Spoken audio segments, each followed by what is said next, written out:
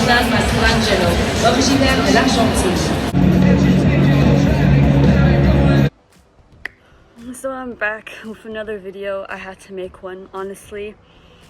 I'm very exhausted. I drove so long with my family, of course, with my parents and my brother, to watch the game. I didn't think I'd have the opportunity to watch another Algeria World Cup game, but alhamdulillah we got the opportunity and decided, to go. Of course, obviously, watching this game was very disheartening. I went all that way just to see them play like that. I understand bureaucratically and within FAF, within having a coach like Petkovic, I never personally was convinced by him. To see his joy after we lost like that, when we had better coaches like Belmadi, who was passionate, loved the team, understood Algeria. It doesn't matter how it ended with Mauritania or anything. There's a lot of circumstances in our team and every team when they lose as why that happened. There's a lot more than just meets the eye. And seeing him laugh like that was ridiculous, and he was going up to every single player. It didn't make that much sense. Also was ridiculous. How could you make a contract before the tournament was even over? Plus the clause, apparently 6 months of money due to Petkovic if the contract ends. So reportedly that was around $1 million plus rewards. Apparently. I'm not exactly sure how everything works bureaucratically, but it didn't make any sense. He seemed like he was. That's the thing is, before we knew if you were going to play against Spain or Switzerland, I felt bad if he played against his own country. He said there was no biases. Well, it seemed like there was, perhaps. I don't know. I couldn't be making false claims. These are just ideas. This is not anything confirmed. There's a lot of talks who is going to be the coach. There's a lot of coaches mentioned. Eric Schell, who didn't even qualify Nigeria to the World Cup. Attar Yahya, which obviously was clear to me from the beginning that he was mentioned that had not have that much experience, but of course I loved what he did for the national team. That's not exactly the issue here. The issue is our federation. I am not here to attack every single player. However, collectively, none of them played good. None of them had enough heart. And the reason Petkovic, in my opinion, got this job in the first place was because it was easier for FAF to deal with him. When he first came, and there's pictures of this, Petkovic could not even identify our players without having a little piece of paper with pictures of each of our players. That already shows you what kind of coach he was. And another thing as well, with our previous coaches, with Halilovic, with Belmadi, with Garkouf, even Sadan, I believe, and I was quite young when he was a coach, the biggest problem that these coaches had was the media, and the media who benefited a lot from the federation. And some of these journalists are people like Rafik Wahid, Hossein Jannad, Bin Sheikh, Bouhnika, and others like him. Now, the thing is with what's going on now and the sources and there's a lot of drama that has supposedly been reported online. I mean, there's things that it was obvious. For instance, Mahrez retired, but without having the proper declarations from Mondi or Bisbaini, we cannot, draw a conclusion that their careers are over. maybe Mondi's more likely. Honestly, for a long time, Mondi hasn't even really been, that's his role was never to be a center back. His role was actually a left back when he started. As a center back, so many passes to the opposition. He can't even do a relance properly. He can't cross properly. It's very shaky. He holds the ball so much.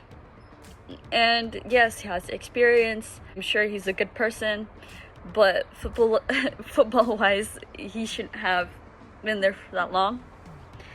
Mispaini was kind of heavy because of his injury, though, you know, experience wise and just in general tactically, when you're playing next to Mondi, it makes things quite difficult. And he should continue on, I guess, but hopefully he'll get to a better form than other players. Maza, I can't say anything about him because yes, he made mistakes. All the players made a lot of mistakes, like Maher said, and it was apparent. I'm glad he was honest about it. Got a lot of goals scored against us. If you take the whole tournament, literally 9 goals scored against us. Very weak defense. We couldn't, you know, contribute positively to attack, I suppose, but it's like they gave up before the game even really started. How can you let another team score? Like the first action for Switzerland in the first half at like around 11 minutes, and then the second half, same thing, like 54 minutes in the game, like 10 minutes in the game, 9 minutes, 10 minutes. It's absolutely ridiculous. And the Grinta wasn't there. But the thing is, for me, I didn't want to automatically blame the players, because I remember with Belmadi, he rescued our team from Madrid and what happened in 2018 and all that. These players who were not performing started performing well, and I've seen some of the players on the team perform well under Belmadi. Another mistake, why would you put Maza as a striker? He is not a striker. He is lost by himself. He's lost by himself. He can't even play properly. Even the other team, the Swiss players, were wondering why they were playing with a false 9. The thing is with our federation, they prefer making more money than actually having competence. Surkuf, Halilovic both stopped playing with the national team because of the media and how the federation was working. They work against us. They don't like our happiness. Our happiness does not benefit them, which is really funny because, you know, if you let the team do what they want and they actually succeed, it'll bring more benefit to you. But for some reason, they don't really understand that. But even financially, they don't understand things, because how could you give Petkovic more than 200k, 100k each month, and then agree to a contract where 6 months in, if it doesn't go the way as expected, you owe him $1 million?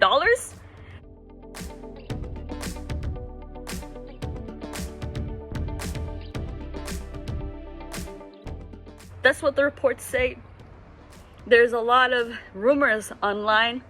There's Roman Molina speaking about certain things, but I feel like I cannot really trust those things without concrete proof. And I know he knows how Dream thinks about things, so I'm suspicious of him. When we had problems in 2022, the refereeing with the game against Cameroon, because there was problems in the second game and the first, he did not speak of them at all. I think he's an investigative journalist when it suits him only. And for me, personally, there is no way we can succeed without cleaning the entire system up. Of course, obviously, there are good people in the federation. I'm not saying they don't exist. But Walid Saadi, does not know the best ways to manage the federation. And you know, we shouldn't only rely on players abroad, and that's great. I love like players who have more than one nationality.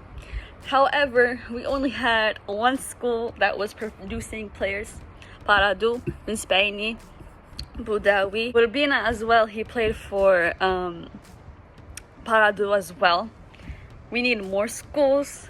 We need other clubs to actually start training more young players again.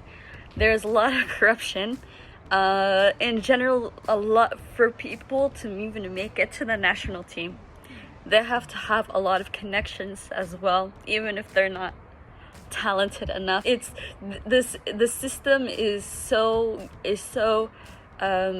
disorganized within the Algerian Federation, just footballistically, and also even outside of that, there are sports teams in general, people who participate in sports, like for, I don't know if it was for the Mediterranean Games, I think it was for the Olympics. For instance, Jawed Sayyoud, he had to pay everything by himself just to go to the tournament, and that's not right. And there has to be an intervention of how things work and in the federation, because I really don't understand how there's this much corruption going on and nothing is done. I don't know if it's because there's too many things that are more important in the country. That's true, but football is something that is supposed to make Algerian people happy.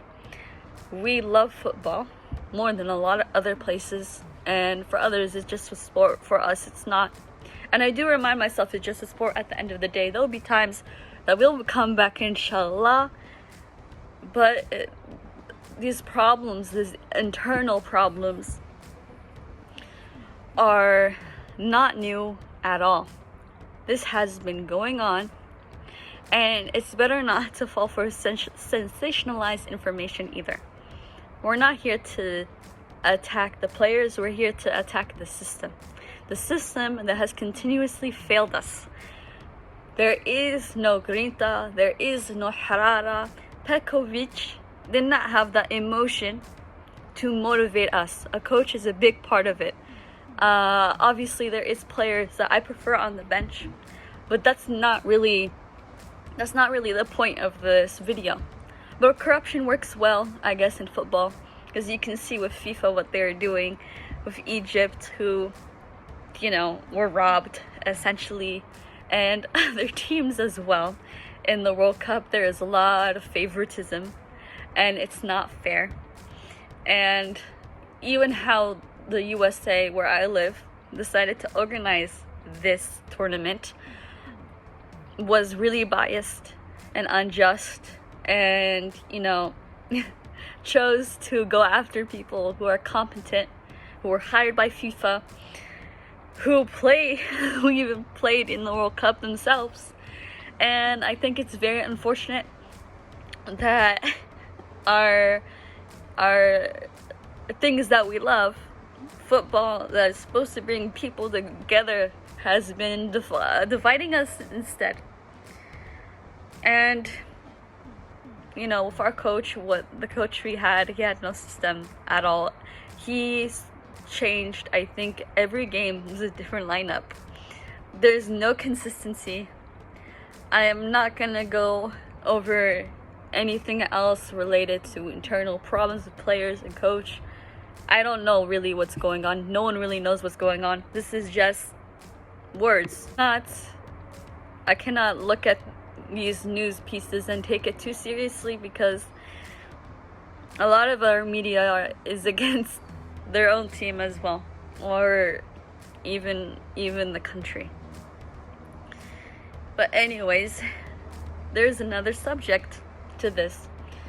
July 2nd, a few days before 5 juillet. 5 juillet, when there was Mujahideen who fought and liberated our country. My grandparents also participated. Very personal to me and a lot of Algerians, and it would have been nice if they won, or at least lost valiantly, because of how special that day is. You have to understand that the way that the national team started was from players, Algerian origin players, very famous in France, like Makhloufi and Zitouni, for instance. They quit everything to play for our nation and for free Algeria. That was the most important thing to them. They forgot their money, the success they had in Europe, to stand up for a true cause. When they would play and they made their team, we were not recognized at first. We would play against teams, certain teams,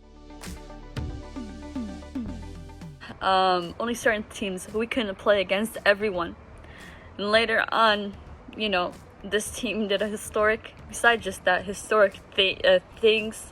1982, historic, 1986, 2010, even though we did not go to the second round or anything. Obviously, they cheated us with Austria in 82 to the second round. We played with a lot of grinta with Sadan. We didn't lose with a humiliation. 2014, we went to the round of 16 against Germany. They didn't win till the very end, and to this day, German players said that was the most difficult game in the World Cup, and they were the World Cup winners.